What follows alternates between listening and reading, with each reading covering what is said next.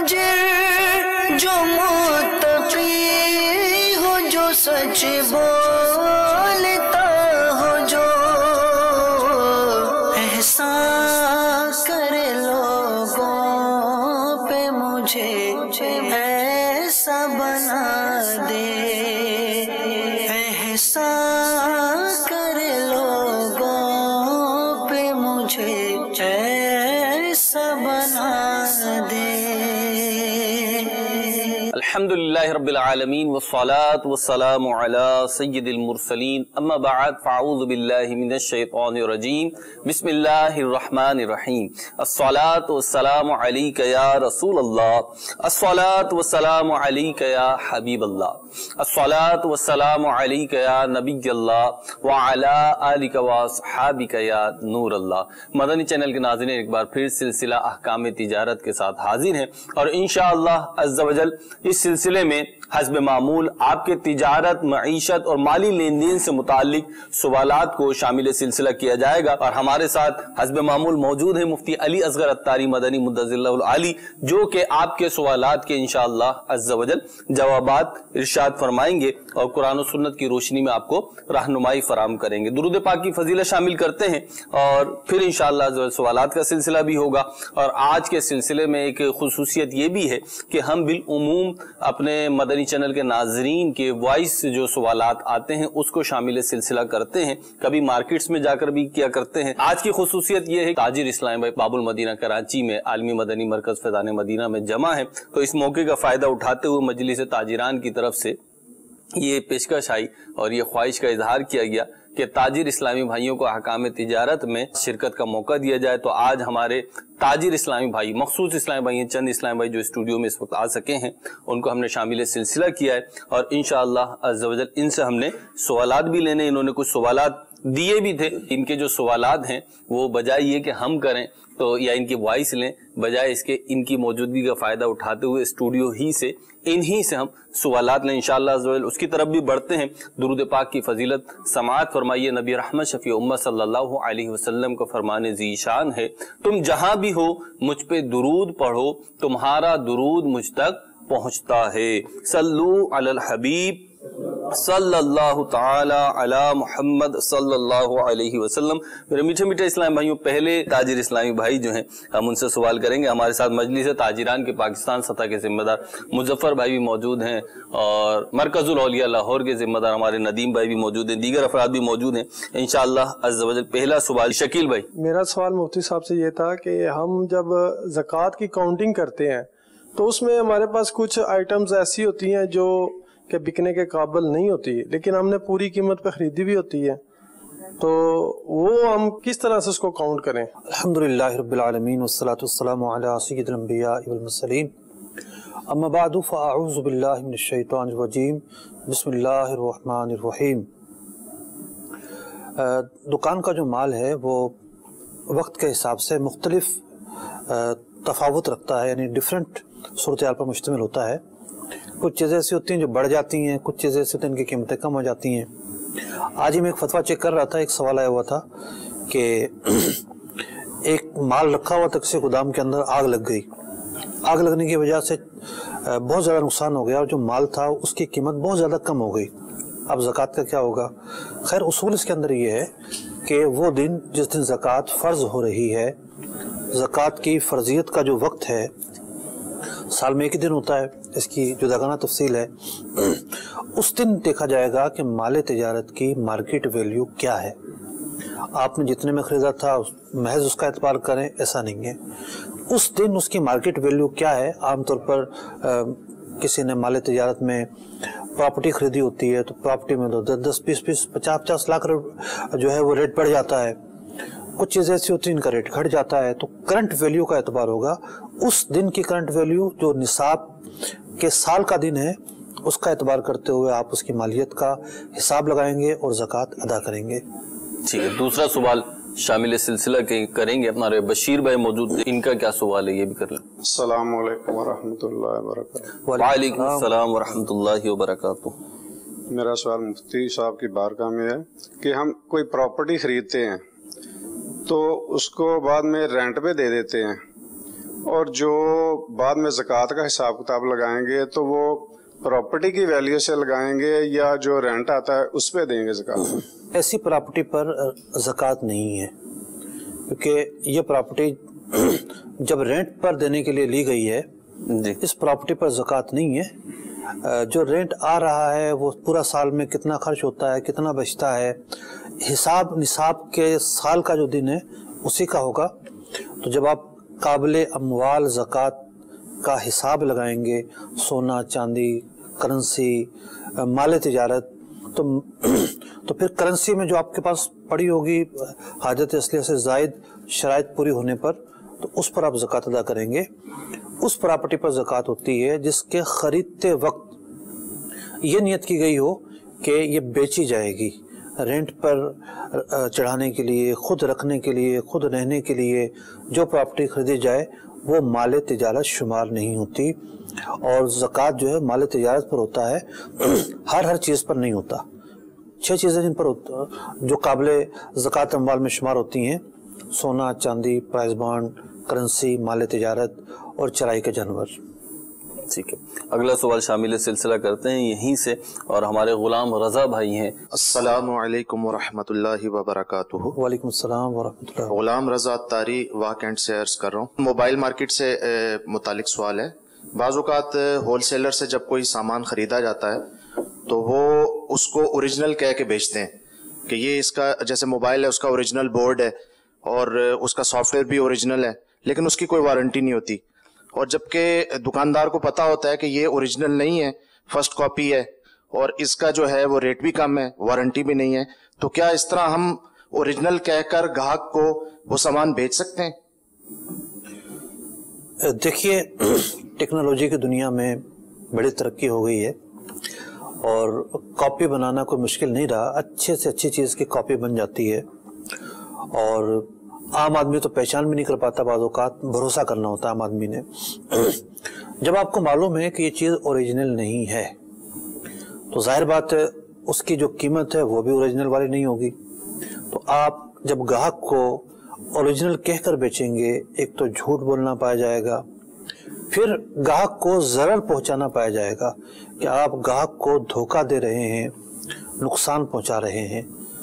جو دھوکہ دیا جانا ہے، دھوکے کے اندر جو دھوکے کی روح اور جو بنیاد ہے وہ ہے ایذا رسانی، ضرر۔ دھوکہ ہمیشہ ضرر پر مشتمل ہوتا ہے۔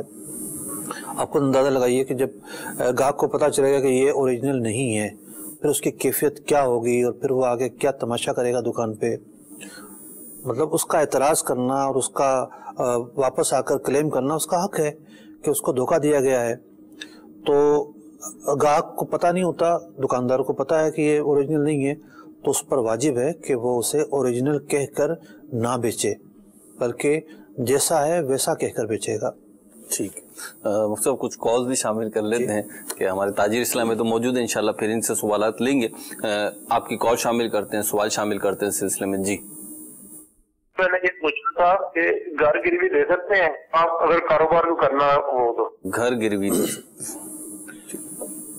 دیکھیے، بڑا موقع کا سوال ہے، لاہور والے بھی آئے ہوئے ہیں۔ جی، پنجاب میں یہ زیادہ ہے۔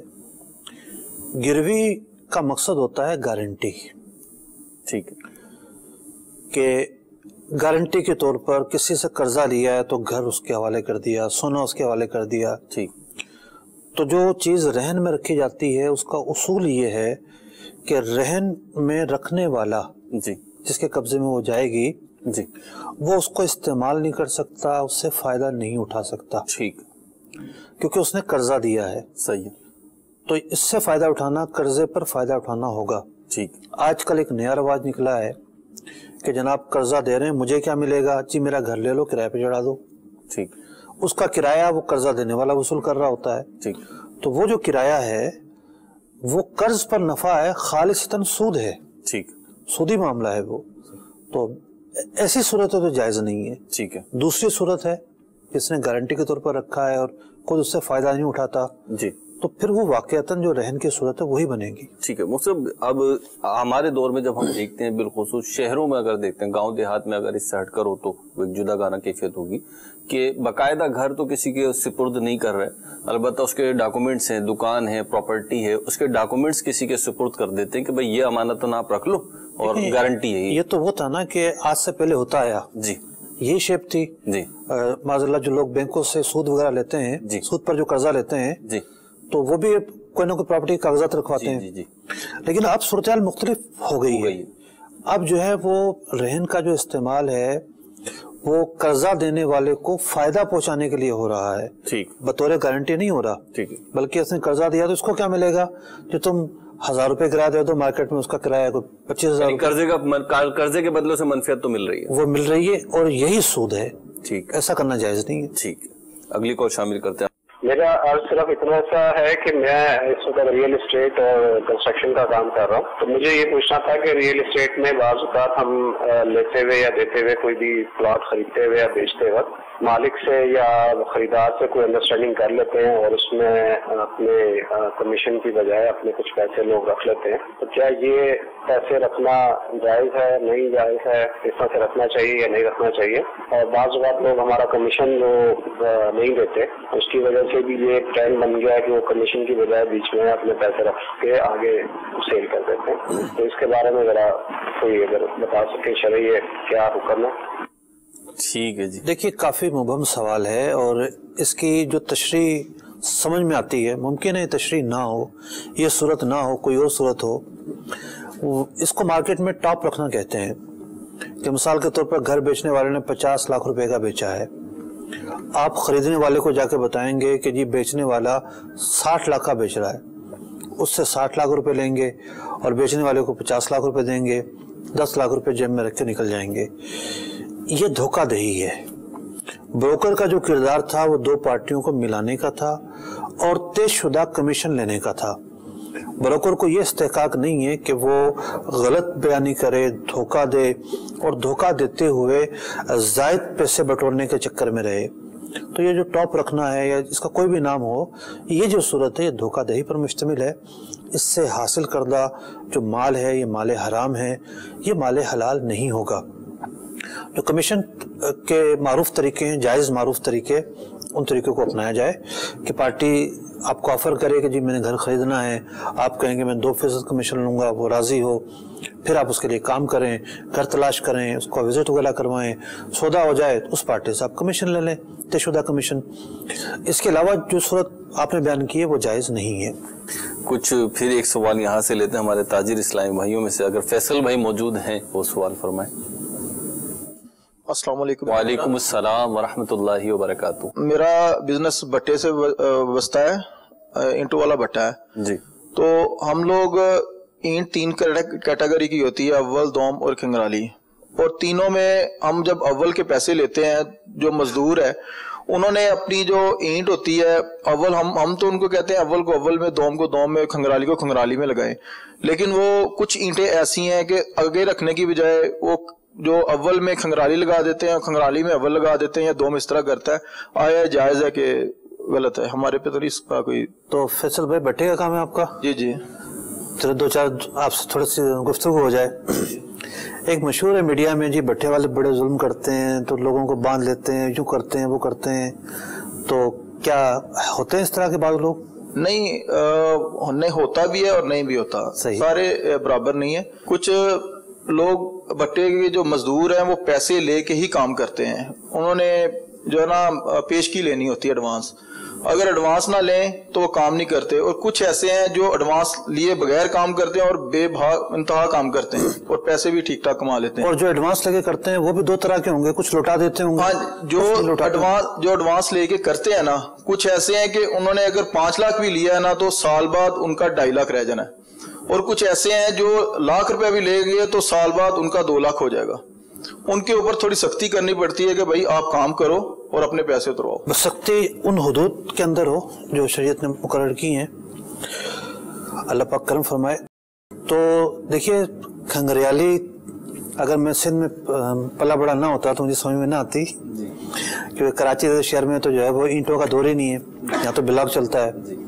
جو بالکل جل جاتی ہے، کالی ہو جاتی ہے، اسے کہتے ہیں کھنگریالی۔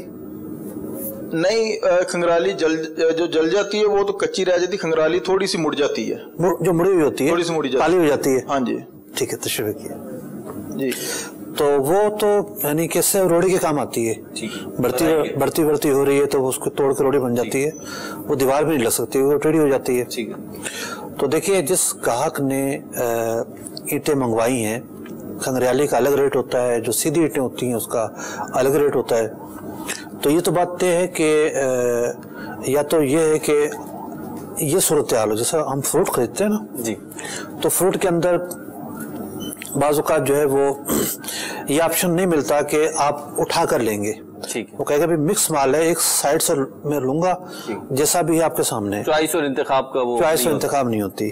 या तो ये है कि माल बी कैटेगरी का हो कि मिली जुली होंगी, ठीक है, एक आध पूरी घोड़ी के अंदर जो है या पूरी ढेरी के अंदर वो खंगरियाली होंगी या मिक्स होंगी।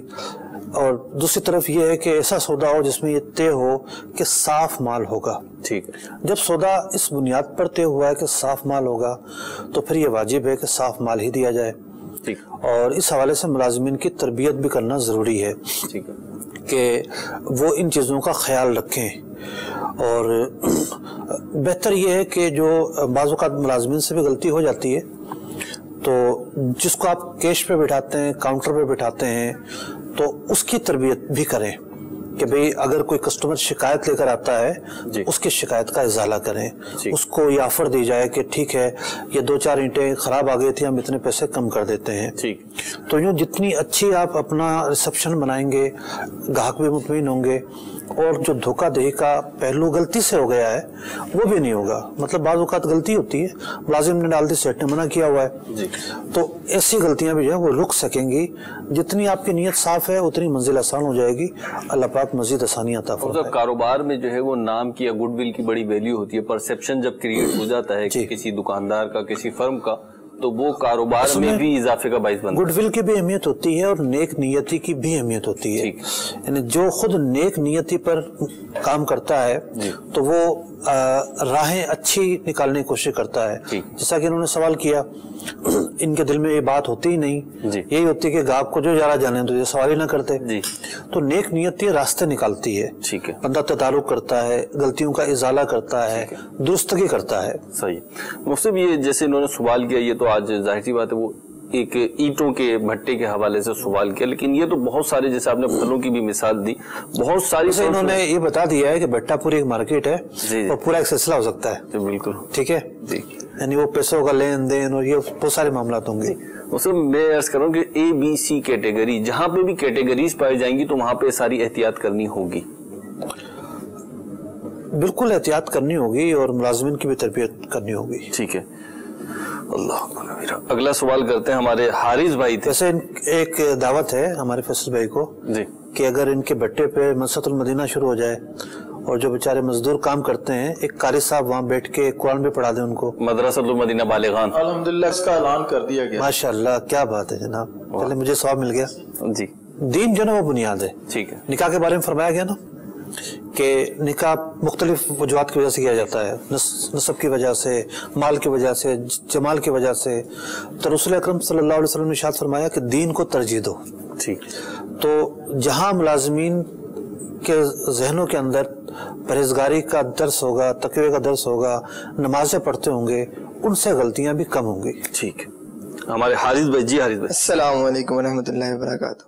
वालेकुम अस्सलाम व रहमतुल्लाहि व बरकातहू। मेरा मुफ्ती साहब से ये सवाल है कि अगर हम कारोबार में किसी से कुछ पैसे लेके शराकतदारी कर लें, मिसाल के तौर पर कि हम उसको कहते हैं यार हमें 10,000 रुपये दे दे, अगर हमारे कारोबार में एक 100 रुपये बचत होगी तो उसका 10% तेरा, अगर 50 रुपये होगी तो 10% तेरा, जितनी बचत होगी उसकी परसेंटेज के हिसाब से तुझे हम मुनाफा दे देंगे। तो क्या ये जायज़ है? देखें, कारोबार के अंदर तरीका तो यही होता है, जब आप किसी को शरीक बनाते हैं तो परसेंटेज के हिसाब से जी नफा मुकर्रर होता है, फिगर के हिसाब से मुकर्रर नहीं होता जी। क्या आप उसको कहेंगे भी हर महीने तुझे 100 रुपये मिलेंगे, 1000 रुपये मिलेंगे? नहीं, नफा जो भी हो। और नफा कब होता है? नफा होता है कि जब कैपिटल में इजाफा हो, ठीक है, ग्रोथ हो, ठीक है, एक्सपेंस निकाले जाएं, ठीक है, एक्सपेंस निकाल के जो बचे उसको नफा कहते हैं, ठीक है। तो नफ़े के अंदर तय शुदा जो परसेंटेज है वो तकसीम की जाती है जी। ये तो पूछ रहे हैं कि नफ़ा किस तरह तकसीम होता है जी, लेकिन इस सवाल का एक इब्तदाई हिस्सा भी है, यानी सूरत का एक इब्तदाई हिस्सा भी है, वो ज़्यादा हुस्सास है। कहते हैं ना कि आगाज़ अच्छा तो अंजाम अच्छा। जी, वो ये है कि आगाज़ किस तरह का होगा। ठीक है। यानी जब किसी से शिरकत करनी है तो वो क्या क्या उसूल ऐसे हैं जिसको मद्देनजर रखना चाहिए, जिसको देखना चाहिए, उन उसूलों को सामने रख के शिरकत की जाए। तो पहले तो सीखने की ये चीज़ें हैं। ठीक है। तो इसके हवाले से फ़र्ज़ उलूम कोर्स हुआ था, उसमें भी बयानात हैं। तिजारत कोर्स हुआ था, उसमें भी बयानात हैं। शिरकत क्या होती है, क्या तरीका होता है। दारुल इफ्ता अहले सुन्नत की एप्लीकेशन है, उसमें बयानात मौजूद हैं, वहाँ से ये बयानात देखे जा सकते हैं। ठीक, मतलब ये हमारे हारिस भाई ने जो सवाल किया, बाज़ जगह पे जो है वो फिगर के साथ नफ़ा तय होता है, बाज़ औक़ात जो है वो परसेंटेज से। इन्होंने अपना सवाल किया कोई परसेंटेज से, तो एक तो ये कि फिगर के साथ और परसेंटेज में इसमें क्या जायज़ है क्या ना जायज़ है। दूसरा ये फिगर के साथ तो जायज़ ही नहीं है ना। ठीक है, फिगर के साथ वो तो ऐसा हो गया, कर्जा दिया आपने, नफ़ा ले रहे हैं आप जी। यानी जो नफ़ा होता है वो, यानी जो हिस्सा मिलता है वो नफा नुकसान की बुनियाद पे मिलता है। ठीक है। नफा होगा तो हिस्सा मिलेगा ना। ठीक है। वरना कैसे मिलेगा। और नुकसान में भी ये शरीक होंगे फिर? नुकसान में देखा ही जाएगा कि क्या सूरत हाल है। अगर शरीक है तो कैपिटल वाइज शरीक होगा वो। ठीक है। अगला सवाल शामिल सिलसिला करते हैं जी। वॉइस कॉल दीजिएगा। मेरा एक सवाल है कि अगर मैं एक चीज, यानी कि एक आदमी है वो जाता है, वो चीज दुकान से ले आता है 500 रुपए की, वो फिर मुझे भेजता है, यानी कि वो 500 रुपए फिर वो कभी मुझे भेजते है, या जाओ आप जो है वो 500 रुपए की चीज दे रहा है, वो मुझे 500 देता है कि जाकर ले आओ। मैं वो जाता हूँ और मैं उससे झगड़ कर, जैसे भी मैं यानी कि वो चीज 450 रुपए की ले लेता हूँ। अब जो 50 रुपया मुझे बचा, मैं उसको आके नहीं बताता कि मैंने जो 450 रुपए की लिया है, तो वो क्या मेरे लिए सूद होगा या उसमें यानी कि अपने पास रख सकता हूँ, नहीं रख सकता, इसके बारे में मुझे जो है ना वो बता। ठीक है जी। सामान लेने के लिए ये भी किसी से मंगाते हैं और वो भी इनसे मंगा लेता है। जब इन्होंने मंगाया तो 500 रुपए की आई थी चीज, अब जब इनसे मंगाई गई, इन्होंने गए बार्गेनिंग वगैरह की तो वो 450 की मिल गई, 400 की मिल गई, तो अब जिसने मंगाई है उसको बताना होगा या नहीं? चंद दिन पहले भी एक सवाल आया था इस तरह का, हमने वजाहत की थी। देखिए बात यह है कि आपकी पोजीशन क्या है, आप उसके मुल्लेदार हैं, दोस्त हैं, तो फिर ये होता है कि भाई तुम जा रहे हो मार्केट तो मेरी चीज भी ला दो। तो इस सूरत में बंदा वकील बन जाता है, वो उसका नुमाइंदा बन के वो चीज़ खरीद रहा होता है। जितने की वो चीज़ आई है उतने ही पैसे लाके उसको बताने हैं कि भी इतने की आई है। खुद अपना नफ़ा नहीं रखते, अपना नफ़ा दुकानदार रखता है। अगर आप बतौर दुकानदार चीज़ बेच रहे हैं, आप काम करते हैं, सामने वाले को पता है भी ये काम करेगा और ये मुझे असल रेट नहीं बता रहा बल्कि ये मुझे बता रहा है कि मैं इतने की दे रहा हूँ जी, सामने वाले के जहन में अगर ये है तो ठीक है, जितने की आप उसको बेचें, आपकी मर्जी है। लेकिन सामने वाला अगर आप पर अमानतदार समझ के, आप पर भरोसा करके कि मेरी तरफ से खरीद रहा है, ये समझता है, फिर आपको नफा रखने का हक नहीं है। ठीक है जी। अगली कॉल जी। मेरा मुफ्ती साहब की बारगाह में ये सवाल है कि पैसे से पैसे को खरीदते हैं तो ये तिजारत की क्या सूरत है? जवाब इनायत फरमाए जज़ाकल्लाहु खैरा।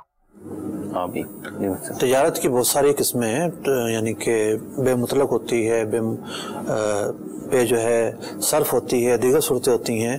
पैसे से पैसे खरीदना भी खरीदो फरोख्त ही की एक सूरत है। लेकिन जब भी कर्ज की बात आती है या सोने की चांदी की बात आएगी, करेंसी की बात आएगी, तो कुछ ऐसी खरीदो फरोख्त आम खरीदो फरोख्त नहीं रहेगी। ठीक, वो एक जुदा गाना खरीदो फरोख्त बन जाती है, हुस्सास मामला हो जाता है, उसके अलग से उसूल होते हैं।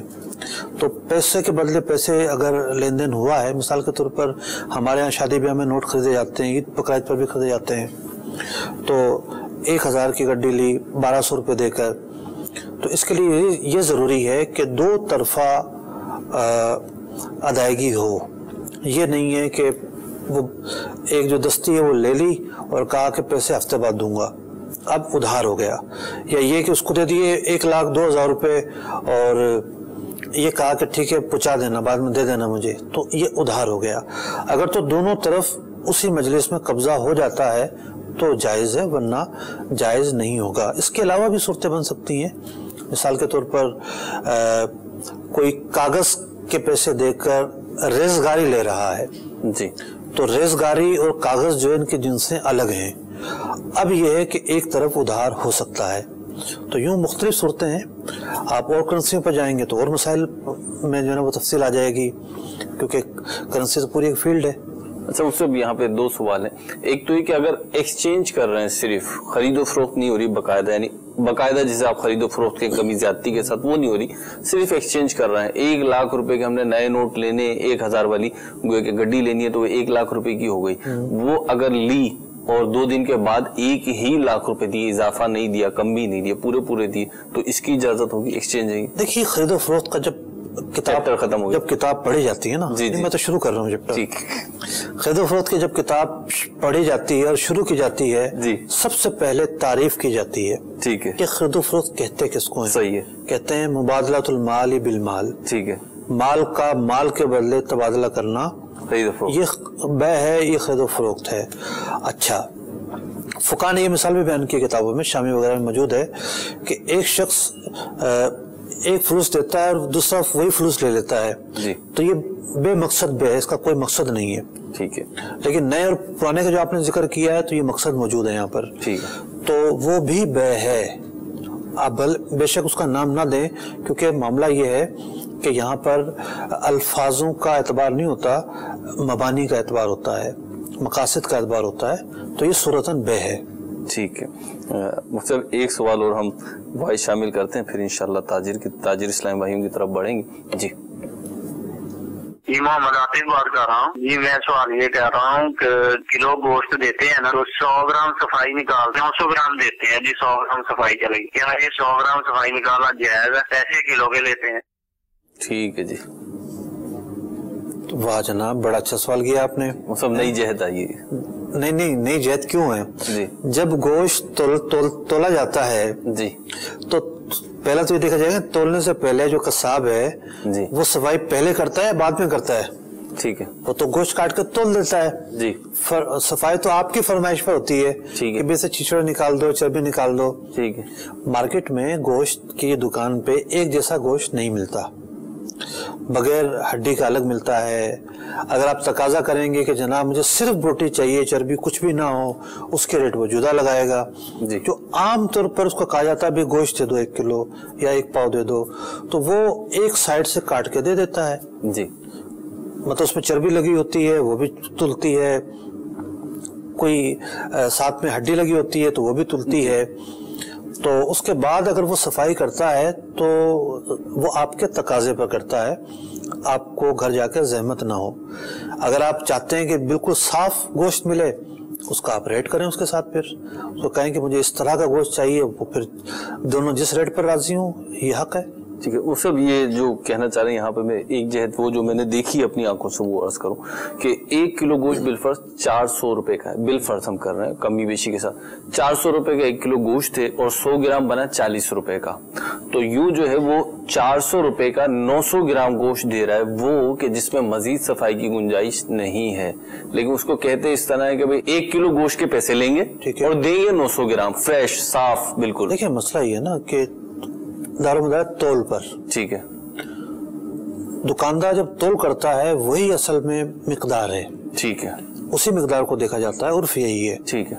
उसके बाद फिर कोई शख्स कहे ये भी निकाल दो, ये भी निकाल दे, तो सब चीजें निकाल देगा, ठीक है, जितना निकलवा देंगे वो निकालता जाएगा, ठीक है। लेकिन इतना जरूर है कि एक इसका एक रेशो होता है, ठीक है, ऐसा नहीं कि जनाब गोश्त बिल्कुल ना हो, सारी चर्बी हो, ठीक। छिछड़े आमतौर पर नहीं होते, अब जो पापड़ियां होती हैं वो निकाल दी जाती हैं, तो एक उर्फ होता है, जैसे गोश्त लिया तो वो कलेजी नहीं डालेगा, ठीक है, फेफड़े नहीं डालेगा, सही, गोश्त के साथ जो चीजें आती हैं वो तो डलती हैं। और वो जो गोश्त खरीदने वाले होते हैं बिलउमूम घरों में वो मुअय्यन होते हैं और उनको इस चीजों का तजुर्बा होता है। हम यहाँ से अपने ताजिर इस्लामी भाई से सवाल शामिल करेंगे। अगर सुबहानी अत्तारी भाई उनसे सवाल। अस्सलाम वालेकुम रहमतुल्लाहि व बरकातुहू। वालेकुम अस्सलाम व रहमतुल्लाहि व बरकातुहू। मुफ्ती साहब से ये सवाल है कि जिस वक्त मार्केट में कोई कैश का गाहक आता है तो उसको रेट कम लगाया जाता है, जबकि जब कोई उधार लेने आता है उसको 2-3 रुपए ज्यादा लगाए जाते हैं। क्या जो मुनाफा ज्यादा लिया जा रहा है वो जायज है या उसके लिए क्या हुक्म है? ठीक है जी। देखिए कोई जानने वाला आता है तो उसको कम रेट लगाए जाते हैं, عام کسٹمر آتا ہے اس کو زیادہ لگائے جاتے ہیں، کوئی ایسا گاہک آتا ہے جو بندھا ہوا ہے، ہمیشہ آتا ہے، زیادہ مال لے کے جاتا ہے، زیادہ مال لینے والے کو کم ریٹ لگائے جاتے ہیں، ایک پیس لینے والے کو زیادہ لگائے جاتے ہیں. تو دکاندار کے جو ریٹ کم زیادہ ہونے کی بنیاد ہے وہ اس کے مقاصد ہیں مختلف. ان مختلف مقاصد کی وجہ سے وہ کم و زیادہ ریٹ لگاتا ہے. اب ایک گھر ہے کارنر پر ہے، اس کے ریٹ زیادہ لگائے جاتے ہیں. ایسٹ اوپن اور ویسٹ اوپن کا جو ہے وہ فرق ہوتا ہے، حالانکہ گھر کی پیمائش نقشہ ڈیزائن ایک جیسا ہو تب بھی فرق ہوتا ہے. تو یوں مختلف مقاصد کی بنیاد پر اس طرح کے جو فرق ہیں وہ آتے ہیں. ادھار اور نقد کا بھی یہی معاملہ ہے کہ نقد میں سستا بیچنا دکاندار کی مرضی پر ہوتا ہے، مہنگا ادھار میں بیچنا ہے دکاندار کی مرضی پر ہوتا ہے. شریعت نے کوئی رکاوٹ نہیں لگائی ہے. اگر وہ مہنگا زیادہ قیمت میں بیچتا ہے تو اسے بیچنا چاہیے. ہاں یہاں کچھ خرابیاں ضرور ہیں. مثال کے طور پر اس نے ادھار میں بیچا اور ادھار تھی 1 مہینے کی. اگر بارگیننگ کے وقت یہ پتا ہوتا کہ 6 مہینے میں پیسے دے گا، ہو سکتا ہے وہ زیادہ پیسے بتاتا. لیکن 1 مہینے کے ادھار پر مال بیچ دیا گیا، اب اس نے پیسے لیٹ کر دیے. اب اس کو یہ حق نہیں ہے کہ وہ یہ کہے کہ جناب تم 6 مہینے بعد پیسے دے رہے ہو تو 6 مہینے کا ریٹ لگاؤں گا. نہیں، ریٹ تو لگ چکا، سودا ہو چکا. بارگیننگ جب تک ہو رہی تھی اختیار تھا ریٹ کم زیادہ کرنے کا. سودا جب ڈن ہو گیا تو پھر سودا ڈن ہونے کے بعد آپ قیمت نہیں بڑھا سکتے، آپ جو ہے اضافہ نہیں کر سکتے. اس کی وجہ یہ ہے اب تک آپ نے جو ریٹ مقرر کیا وہ مال کا ریٹ تھا. اب اگر آپ بڑھائیں گے تو ٹائم اور پیریڈ کا معاوضہ ہوگا، اور ٹائم اور پیریڈ کا جو معاوضہ ہے وہی تو سود کہلاتا ہے. تو یوں نقد اور ادھار کا معاملہ جدا ہے، لیکن پھر ادھار بیچنے جب جاتے ہیں لوگ اس میں بہت ساری غلطیاں کرتے ہیں، وہ ایک جدا گانا معاملہ ہے. ٹھیک ہے، ایک سوال اور یہیں سے ہم اپنے تاجر اسلام بھائی سے کریں گے. عقیل بھائی السلام علیکم ورحمۃ اللہ وبرکاتہ. وعلیکم السلام ورحمۃ اللہ وبرکاتہ. عقیل شریفت علی راولپنڈی سے حاضر ہوں. مفتی صاحب کے بارگاہ میں عرض ہے کہ ایک اسلامی بھائی کے پاس رینٹ کی شاپ ہے. اب وہ شاپ کو چھوڑنا چاہتا ہے اور بازار کے کچھ لوگ اس کو کہتے ہیں کہ یہ آپ مالک کو بتائے بغیر ہمیں دے دیں. اب یہ جو رینٹ پر ہے مثال کے طور پر یہ 10,000 مالک کو دے رہا ہے اور اب مارکیٹ سے اس کو 25,000 روپیہ مل رہا ہے. تو اس طرح کا کاروبار کرنا کیا جائز ہے؟ ٹھیک ہے جی، یعنی کرائے کی جائیداد کو آگے کرائے پہ دینا. دیکھیے اس میں آپ ایک کام کر لیں کہ اس دکان کے اندر کوئی اضافہ ہو جائے. ظاہر بات ہے اسٹرکچر میں تو کوئی اضافہ نہیں ہونے دے گا، مالک نہیں چاہے گا یہ، لیکن آپ اس کے اندر کوئی کیبن لگوا دیں، کوئی جو ہے اس کے اندر ایسا کام کروا دیں جو اضافہ کہلائے اور مالک کو بھی اعتراض نہ ہو. ٹھیک، ایسا اضافہ کروانے کے بعد آپ اگر آگے کرائے پر دیتے ہیں زیادہ کرائے پر تو یہ عمل جائز ہوگا. اگر کوئی اضافہ نہیں کرواتے تو پھر آگے کرائے پر دینا جو ہے وہ زیادہ قیمت پر وہ جائز نہیں ہوگا. ٹھیک ہے، اس میں مالک کی اجازت کی ضرورت ہوگی؟ نہیں، ایگریمنٹ ان کا ہے نا جی، مالک کی اجازت کی ضرورت نہیں ہے جب تک ایگریمنٹ ہے. جب تک، جی ہاں. ٹھیک ہے، ہمارے سلسلے کا وقت بھی اختتام کو پہنچا.